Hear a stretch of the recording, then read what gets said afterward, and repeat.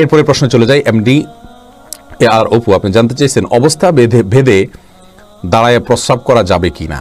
হ্যাঁ ভাই অপু, দাঁড়িয়ে পেশাব করা যাবে যদি আপনি দাঁড়িয়ে পেশাব করা আর প্রয়োজনীয়তা কখনো অনুভব করেন। কথার কথা, অনেক লোকজন আছেন যারা বসে পেশাব করলে পেশাব পরিষ্কার হয় না, ক্লিয়ার হয় না। পেশাব ক্লিয়ার করার ক্ষেত্রে প্রয়োজনে তাদেরকে দাঁড়িয়ে পেশাব করতে হয়। যদি এরকম হয় সেটা ভিন্ন কথা।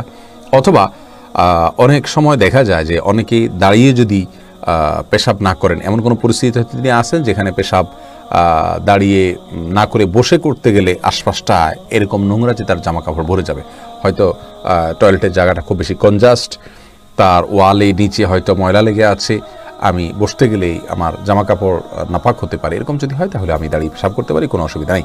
তো স্বাভাবিক অবস্থাতে, সাধারণ অবস্থাতে দাঁড়িয়ে পেশাব করা প্রশংসনীয় নয়, অনুচিত এবং সুন্নাহ বিরোধী কাজ।